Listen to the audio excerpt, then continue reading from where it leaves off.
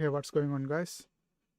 In this video I want to read a self-help book, and I was searching for self-help book, and whenever I search for a good book I just go to Amazon. I just type best, okay, let's type in Google, best self-help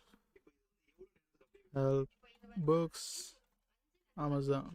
Okay, now it's gonna show the Amazon bestseller list, and here we are in the book department, self-help, and they have a bunch of books here. So here let's choose the one that has higher review, and also the review is between 4 and 5. Okay, now let's go here. This one with 40,000. So now we found out the highest one, 40,000. This one is 41,000, so that's higher than this. Here we have 43,001. Okay, let's start from number 1. We had 24,000, 27,000, 27,900. This one is 29, 43,000, 43,000, 25. This one is 43,670. Okay, so compare these two. This one is very high, 43,600 is high so far. Now let's see whether we have something else that is better than that. Okay, again the same book, 43,675. So as I see, I don't see anything that is higher than this book. Anything that is higher than this 4 agreement book. Now let's look at the rating. The rating is 4.7 out of 5. It means this book is a pretty good book, and 43,670 people they have rated this book. So this is gonna be the pretty good book overall than any other book you can find here. So just read it. It's short. This book has changed my life really. Some negative review as well, and some negative reviews, some positive reviews, but most of them are positive. By you can see that by looking at the overall ratings, So let's go ahead and read this book. I already know this, but I just wanted to show, because I'm going to read this, and you have to know this is one of the best book I'm reading. Now let's go and see. This is the title page. I think I found out another book that's better than that as well. Let's see.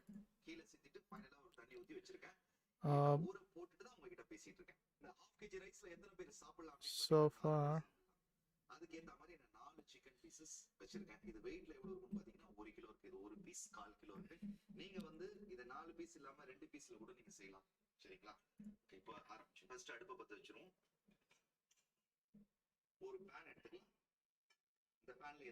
okay, there is actually no book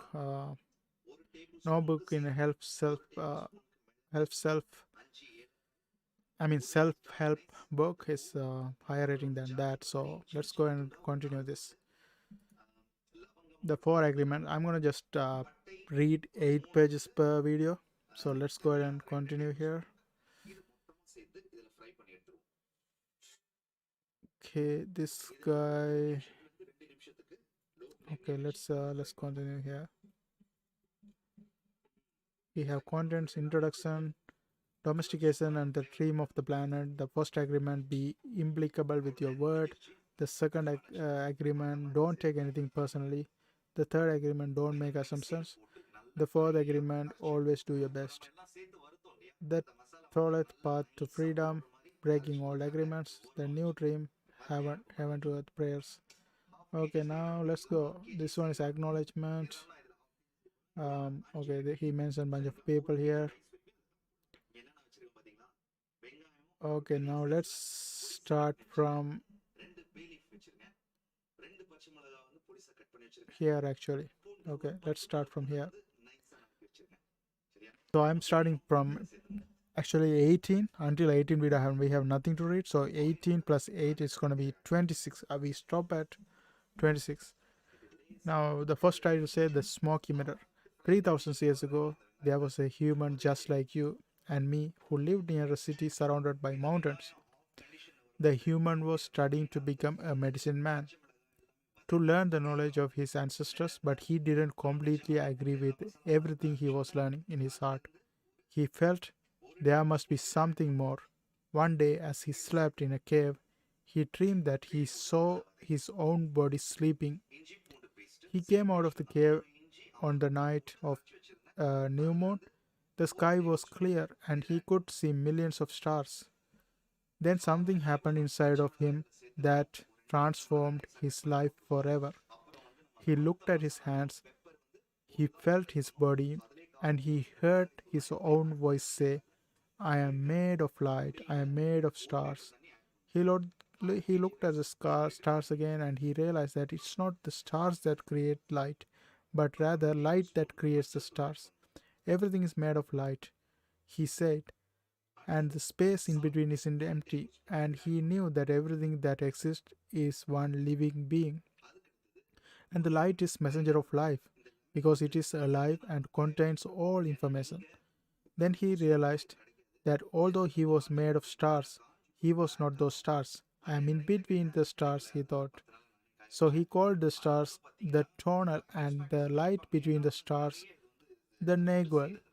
And he knew that what created the harmony and space between the two life is life or intent.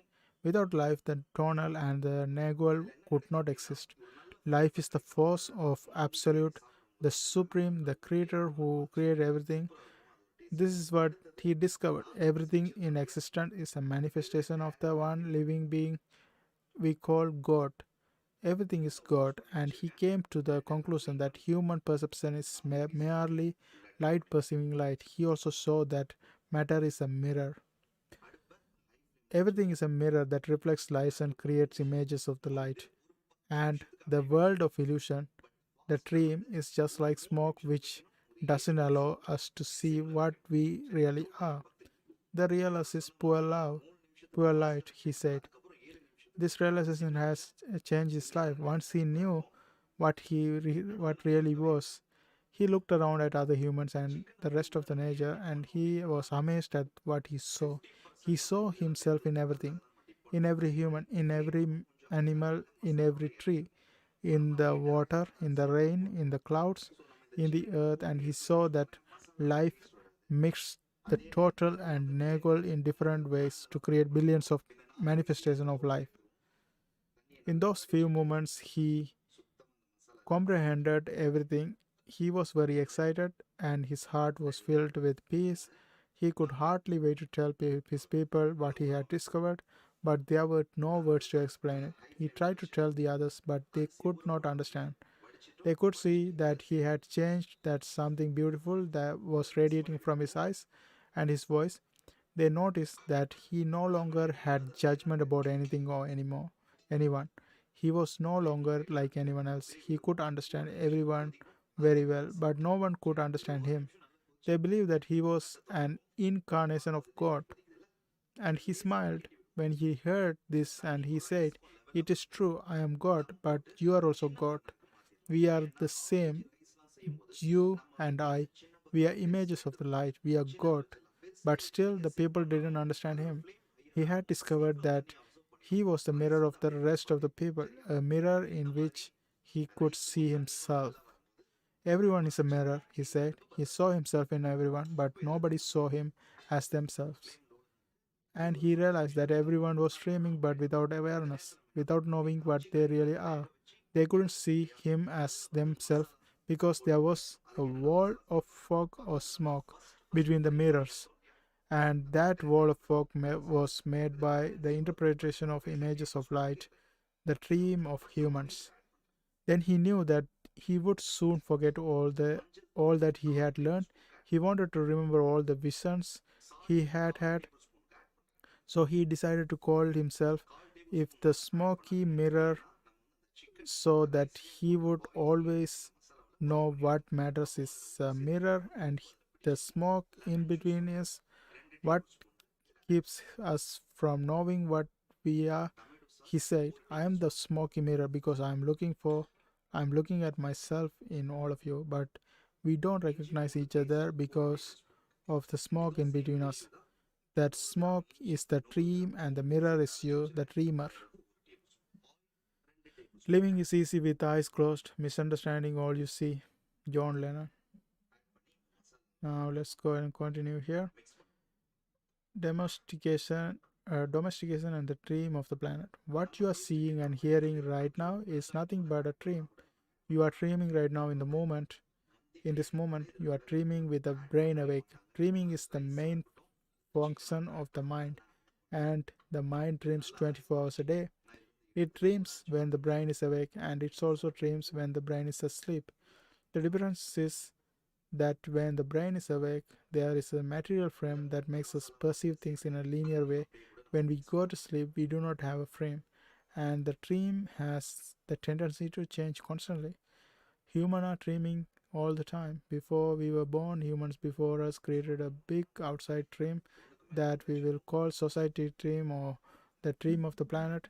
The dream of the planet is a collective dream of billions of smaller personal dreams, which together create dreams of family, dreams of community, a dream of a city, a dream of a country, and finally a dream of a whole humanity.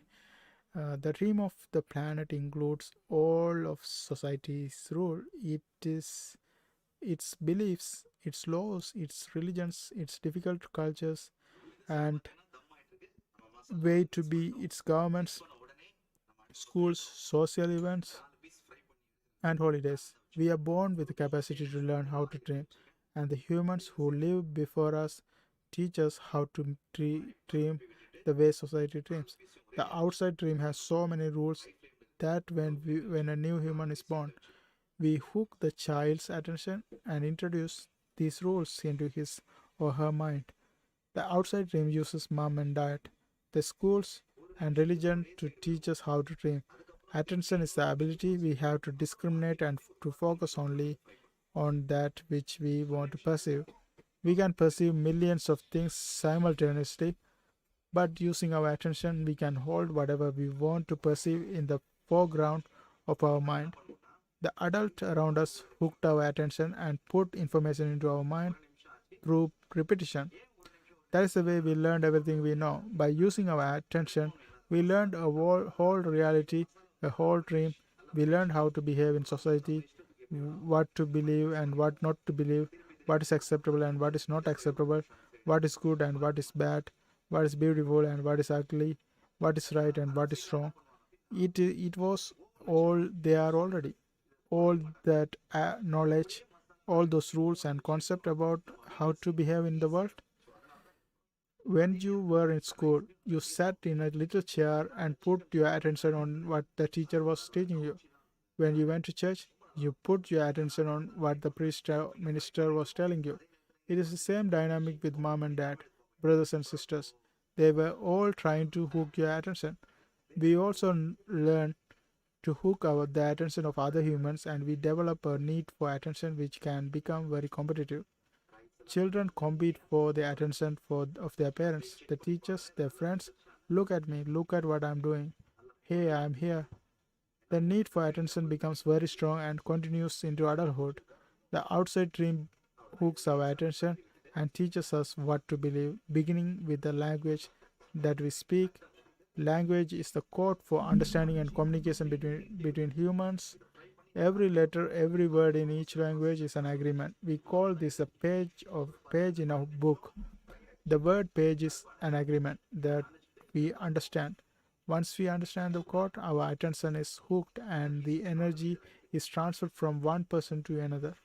It was not your choice to speak English. You didn't choose your religion or your moral value. They were already there before you were born. We never had the opportunity to choose what to believe or what not to believe. We never chose even the smallest of these agreements. We didn't even choose our own name. As children, we didn't have the opportunity to choose our beliefs, but we agreed with the information that was passed to us from the dream of the planet via other humans. The only way to store information is by agreement. The outside dream may hook our attention, but if we don't agree, We don't store that information. As soon as we agree, we believe it, and this is called faith. To have faith is to believe unconditionally. That's how we learn as children.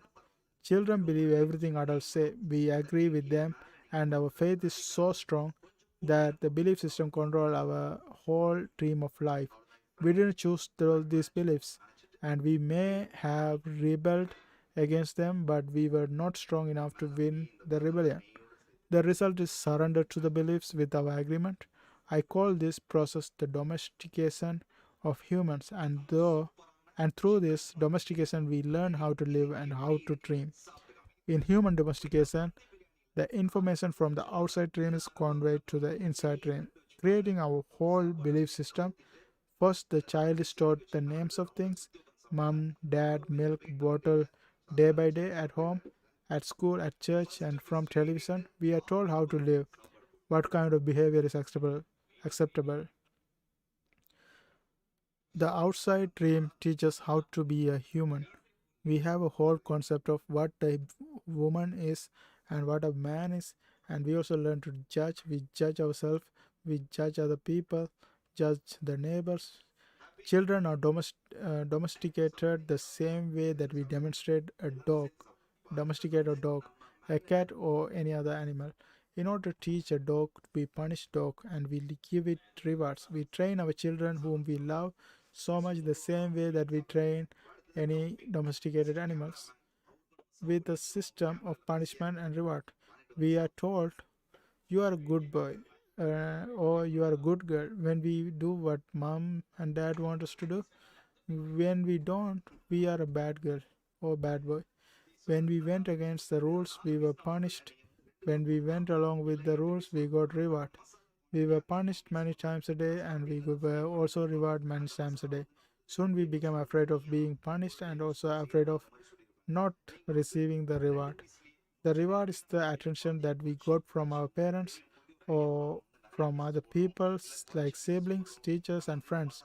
We soon develop a need to hook other people's attention in order to get the reward.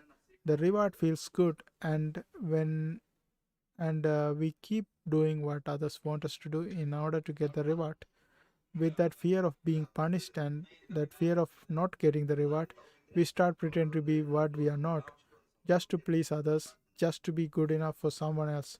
We try to please mom and dad, we try to please the teachers at school, we try to please the church, and so we start acting. We pretend to be what we are not because we are afraid of being rejected. The fear of being rejected becomes the fear of not being good enough. Eventually, we become someone that we are not. We become a copy of mama's beliefs, daddy's beliefs, society's beliefs, and religion's beliefs. All our normal tendencies are lost in the process of domestication, and when we are old enough for our mind to understand, we learn the word no. The adults say, don't do this and don't do that. We rebel, say no. We rebel because we are defending our freedom. We want to be ourselves, but we are very little, and the adults are big and strong. After a certain time, we are afraid because we know that every time we do something wrong, we are going to be punished. The domestication is so strong that at a certain point in our life, we no longer need anyone to domesticate us. We don't need mom or dad, the school or the church domesticate us. We are so well trained that we are our own domesticators. We are an auto domesticated animal. We can now domesticate ourselves according to the same belief system we were given, and using the same system of punishment and reward. We punish ourselves when we don't follow the rules according to our belief system. We reward ourselves when we are good boy or good girl. The belief system is like a book of law that rules our mind without a question. Whatever is in that book of law is our truth. We base all of our judgment according to the book of law, even if this judgment go against our own inner nature. Even moral laws like the 10 commandments are programmed into our mind in the process of domestication. One by one, All these agreements go into the book of law, and these agreements rule our dream. There's something in our mind that judges everybody and everything, including the weather, the dog, the cat, everything. The inner judge uses what is in our book of law